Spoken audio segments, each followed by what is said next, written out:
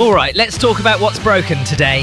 Portland politics in the blender, a police oversight mess, a transparency win that might actually stick, a budget knife fight over clean energy money, and yeah, even tennis sneaks in. Plus, a rare bright spot for local journalism. This is Loud and Local with Vixie Steele in Portland, Oregon. First up, something I'm already pissed off about. A complaint says canvassers in Portland are misleading people about a police funding ballot initiative. Listen, the pitch on the street is all public safety and shorter 911 wait times, but the measure would actually divert 25% of the Portland Clean Energy Community Benefits Fund into hiring police. That is the point of the initiative, not a side effect. Timeline. The campaign launched back in fall 2025. Petitioners got the green light to start gathering signatures in May 2026. Now it's June 2026, and a formal complaint landed alleging canvassers were trained to soft-pedal the police part. There's even an allegation the script told them to hide the word police on the signature pages. Bloody hell. The outfit running it is a Washington, D.C. based company called Fieldworks. The money behind it includes significant donors like the Portland Police Union and business leaders. They need more than 40,000 signatures by July 2026 to make the November ballot. Meanwhile, the Oregon Secretary of State is reviewing the complaint. To be fair, these are allegations, but if your sales job needs to duck the word police while you raid a clean energy fund, mate, that smells like desperation wrapped in deceit. Look, voters are not stupid. Give people the full truth on the front end. Public safety is important, yes, but calling it a 911 fix while siphoning climate and community money into a hiring pipeline is word games. I shouldn't have to say this, but here we are. If you believe in the idea, say it plainly. Otherwise, call me when people grow a spine. Moving on, before I break something, the Portland Police Association filed a complaint accusing City Councillor Samir Canal of interfering with the Community Board for Police Accountability. That is the civilian oversight board voters approved back in 2020. The union says Canal's participation in the CBPA meeting overstepped his authority and could violate the charter protections meant to keep the board independent. The complaint was filed in March 2026 and hit the news around May 2026. The city is reviewing it. Context matters. The union has pushed back on this oversight system since day one. The CBPA itself has only met a few times and is still finding its feet. If Canal overstepped, fine. Draw the line and move on. But do not let process fights become an excuse to hobble oversight. Keep the board independent, or it turns into smoke and mirrors. Next up, a rule that actually makes sense. Portland just passed an ordinance in May 2026 requiring law enforcement to display visible identification and banning facial coverings, with exceptions for health and certain operations.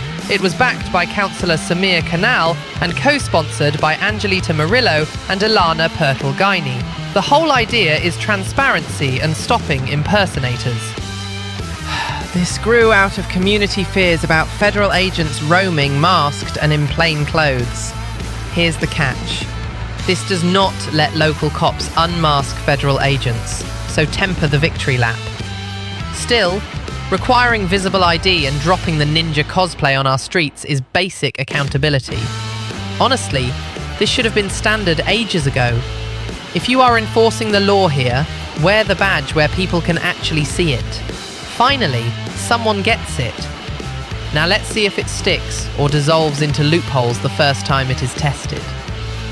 Alright, let's keep this train wreck rolling. Budget season. Portland City Council is staring down a $160 million gap, and the amendments to the mayor's plan are a brawl. On the table, preserving union jobs, reallocating pots of money, including the Portland Clean Energy Fund, and protecting basic services while the city tries not to bleed out. The May 2026 meeting showed just how split they are. Tie votes, stalled fixes, everyone swearing their plan helps the people. Here is the distilled reality. The choices they make now set priorities for years.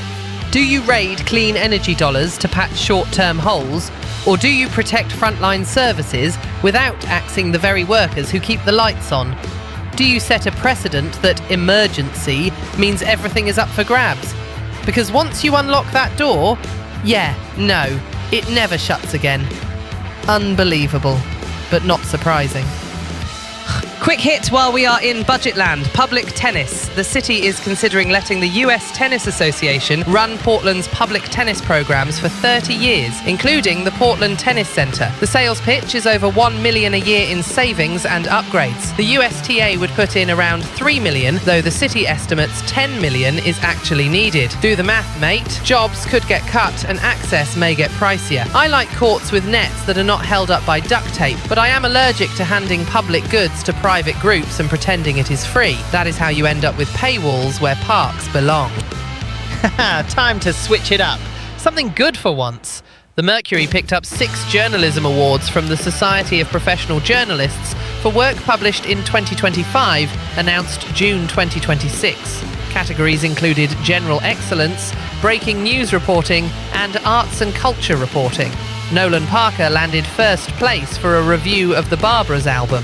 Jeremiah Hayden got recognised for reporting on the Portland Housing Bureau director being put on leave.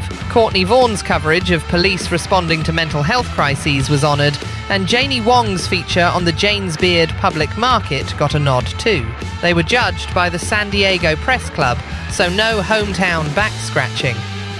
See, this is why I still have hope. Local newsrooms doing real work in a brutal media economy.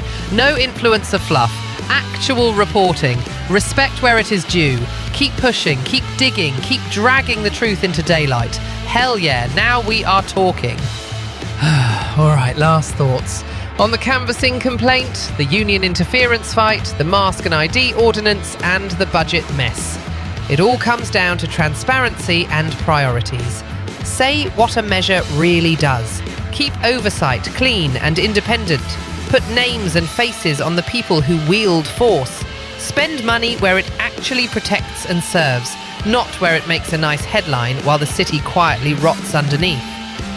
I swear, if we keep solving every long-term problem with short-term raids and cute scripts, we are going to wake up in a city that cannot fix a pothole without a fundraiser.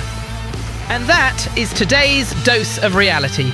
Do something useful. Hold the line on truth. Celebrate the few wins we get. The rest of it, Jesus Christ. Portland deserves better than this half-baked, corner-cutting, buzzword-bloated circus. Fix the budget with honesty. Keep the oversight board clean. Stop playing hide-and-seek with the word police. And quit trying to privatise every damned thing that is not nailed down. I do not make the rules, but I do enforce them. With words. Loud ones. Fucking hell.